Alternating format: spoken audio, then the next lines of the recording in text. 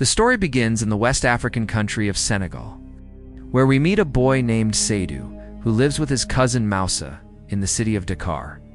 Both boys are very poor and work at construction sites every day to earn whatever money they can. Their shared dream is to one day become famous singers in Europe, so they can live a better life. For the next 6 months, they work hard and save enough money to finally make the journey to Europe. One day, Seydou tells his mother that he wants to go to Europe to find work and support his family, but his mother is furious. Many people from their village had tried going to Europe before, only to die on the way. The next day, she scolds Moussa, believing it was his idea, and blames him for influencing Seydou. Seydou secretly watches this, and then comes out to calm his mother down, telling her he was just joking and he's not going anywhere. But despite this, Seydou and Moussa continue working and writing songs at night, performing them in front of friends. Finally, after saving enough money, they approach a man named Jesco for advice on how to reach Europe. Jesco warns them not to go. He says the lives shown on TV aren't real, and Europe isn't as beautiful as it looks. There are homeless people and hardships there too. Seydou decides not to go, but Moussa insists. He reminds Seydou of the hard work they've done and convinces him to continue with their plan. Reluctantly, Seydou agrees. They then visit a shaman, who assures them they can go to Europe. Encouraged, they feel hopeful again. The next day, without telling his mother, Seydou leaves with Moussa for the journey. On the way, they sing the songs they've written. When they reach Mali, they pay a man $100 each to make fake passports. Man warns them, if anyone asks for ID, just silently show your passport and say nothing. He also changes their names on the documents. Moussa becomes Mali, and Seydou becomes Salif. At the Mali border, as they try to enter Niger, border guards question them. Moussa talks too much, raising suspicion. The guard threatens to jail them unless they pay $50. They barely escape the situation and finally enter Niger. In Niger, they meet a man named Yuvi, who promises to help them reach Italy with a car. It'll cost $1,200. They agree. Yuvi brings them to a shelter and tells them to wait while he gathers more passengers. That night, another man named Gunley warns them that the desert they're about to cross is dangerous and full of Libyan mafias who will try to rob them. He advises everyone to hide their money in plastic bags and swallow it so the mafias can't find it. Seydou and Moussa laugh at the idea, not realizing how serious it is. But the others are nervous. They know how cruel those gangs can be. The next morning, everyone prepares to continue the journey after reaching the Niger border. The next morning, the group continues their journey through the Sahara Desert. After traveling a long distance, the vehicle carrying Seydou takes a separate path from the others due to the rough terrain.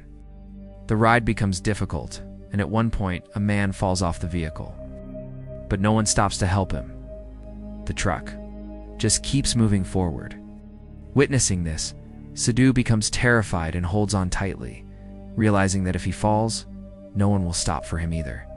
Eventually, they reach the middle of the desert, where the driver tells everyone to get out. From this point, they must continue the journey on foot. Though the group is shocked, they have no choice.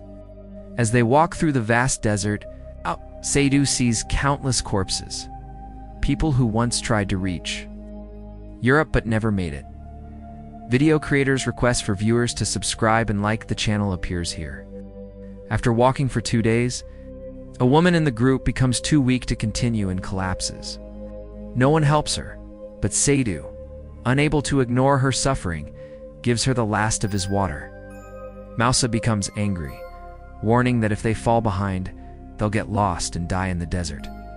Despite Seydou's help, the old woman dies, and he is devastated but runs to catch up with the group. As night falls, Libyan mafia ambush the travelers, robbing them of all their money. For those who don't have visible cash, the mafias force them to drink a substance that causes vomiting. They know people often hide money in plastic bags inside their stomachs, The mafias then retrieve the hidden money and separate the travelers. Seydou and Moussa are also separated. The next morning, Seydou and a few survivors think the mafias have let them go, but they're caught again and taken to a mafia-run prison, where they're to be sold like slaves. There, A man named Noonan tells them they're not in police or military custody, they're in the hands of criminals, and they must obey or be killed. The captives are tortured, and Noonan demands their families' phone numbers to ask for ransom. Those who comply are eventually released. Sadhu refuses, so he is beaten harshly. His face is injured and his condition worsens. Another captive, Martin, gives him water and supports him. Later, a mafia member enters and asks for carpenters and builders. Martin volunteers and convinces Sadhu to join him. A man named Jeremy buys Sadhu for $500, but Martin insists he can't work alone. Jeremy agrees to take them both. They are tasked with building a wall around a house. For the first time, they are fed properly, though Sadhu doesn't know construction. Work Martin patiently teaches him. After a day's work, Martin asks about Sadhu's father, and Sadhu shares that his father died when he was a child. His mother has no idea he left for Europe. When asked about Moussa, Sadhu says they were separated by the mafia and doesn't know where he is, but he believes they'll meet again. One day Janoum comes and says his boss wants a fountain built.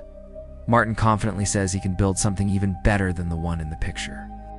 Janoum promises that if the boss is impressed, he'll free them and give them money to go to Tripoli.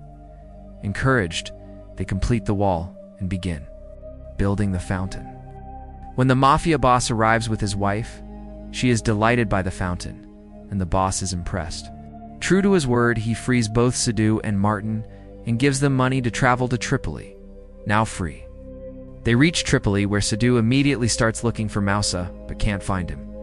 Martin tells him he can come with him, but Sadhu refuses to leave without his cousin. Martin understands and says when Sadhu finds Moussa, they can meet again in Italy. The two part ways, and Sadhu thanks Martin for everything. Sadhu continues working odd jobs while searching for Moussa. One day, a friend tells him a new group of workers has just arrived from Senegal. Sadhu rushes to check, and finally, he sees Moussa among them. Overwhelmed, Sadhu calls out to him, ... Here is the English translation of the final part of your story. Sadhu embraces Moussa and tells him they need to leave, but Moussa refuses. When Sadhu asks why, Moussa reveals that he was shot in the leg while trying to escape and now can't walk. Sadhu is heartbroken, but reassures him that they're too close to their goal to turn back now. He promises to get him treated, and then they'll continue on to Europe. Seeing Sadhu's determination, Moussa agrees. Sadhu takes him to his friend Loy for treatment. Loy begins to treat Moussa, and then sends Sadhu to another friend Samir to get medicine. Samir is a barber who illegally sells medicine to black people, since they're not allowed access to medical facilities. Samir gives the medicine quickly, and urges Sadhu to leave before he gets caught. That night, Loy tells Sadhu that Moussa needs surgery and must be taken to a hospital. But Sadhu reminds him that black people aren't treated in the hospitals there. Loy insists, if they don't take him within 10 days, the infection could cost Moussa his life. The next day, Sadhu goes to a man named Janum and gives him all the money he saved for the journey to Italy. But Janum returns the money, saying it's not enough, not even for one person. Seeing Sadhu disheartened, Janum tells him there's one more option, if Sadhu agrees to become a captain of the ship, he can go. Though Sadhu accepts, he doesn't know how to operate a ship. When he returns home, he tells Moussa they're going to Italy. Moussa asks where he got the money. Sadhu tells him he's going as a ship captain. The next day, Janum trains. Sadhu, he tells him, no matter what happens, keep the compass at 0 and you'll reach Italy. He also gives him his phone number in case of emergency. That night, Sadhu becomes anxious. The weight of so many lives depending on him overwhelms him.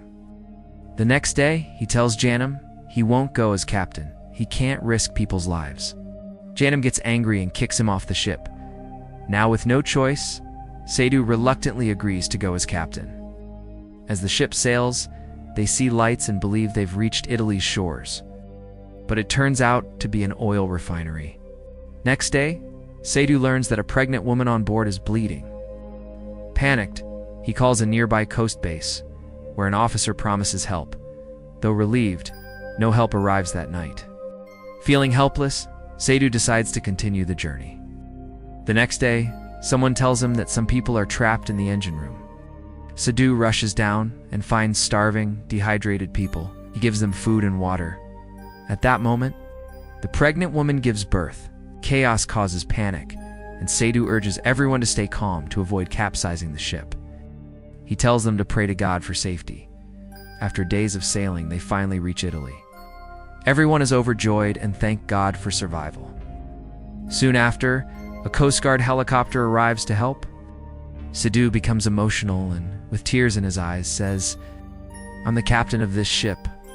We've made it to Italy." And after enduring so many hardships, they finally arrive in Europe. Let me know which movie you'd like me to explain next. Drop it in the comments.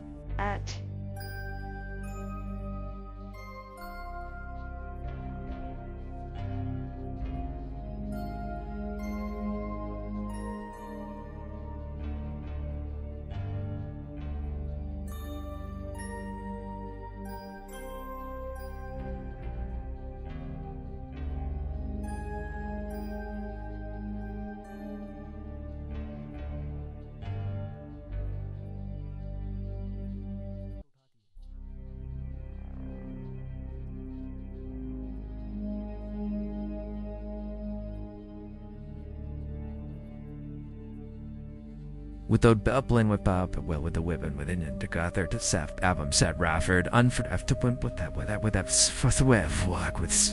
so I was so